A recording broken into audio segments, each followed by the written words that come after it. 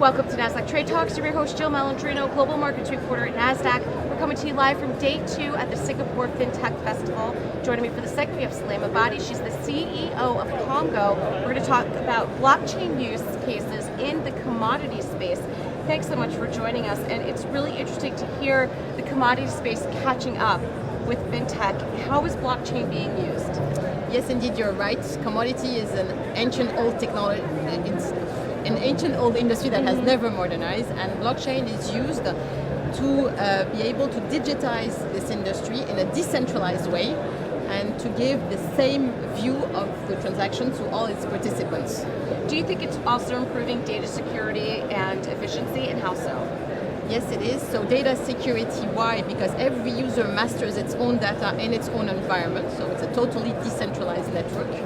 It has been built on enterprise-grade level, so it means that it respects all the criteria in terms of security and privacy of big enterprises today. And obviously it's much safer than giving all its data and documents to a third party. Where does KomGo fit into the ecosystem? So KomGo is the one-stop shop for financing. Okay, so on KomGo today, you can open any kind of financing tool for the trade and commodity finance business. So LC, standby, receivable discounting, you can have credit appetite quotes, you can price your deposits or liquidity. So that's the first part of it.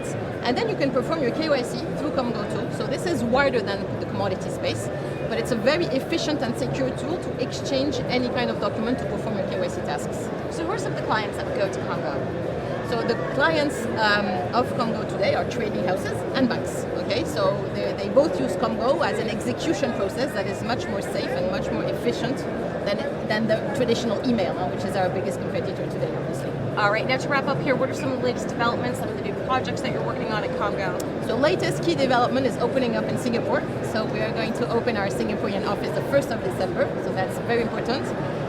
We're also closing our second fundraising, which is going to give us an important runway for the next years to come. And the way you can look at us today is that we're scaling the network. So all the industry is currently working on connecting to KomGo to get the best out of this network. Are you finding Singapore, the APAC region, increasingly more important to the business? Oh yes, I mean if you take the commodity trade flows, half of them go to Asia.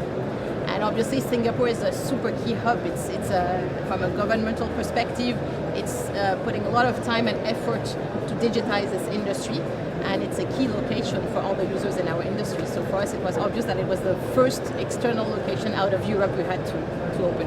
So we're very happy with that. Exciting news for us. It is exciting. Thank you so much for joining us at the Fintech Festival. You're welcome. And thank you for joining me on Trade Talks. I'm Jill Malandrino, Global Markets Reporter at Nasdaq. What do we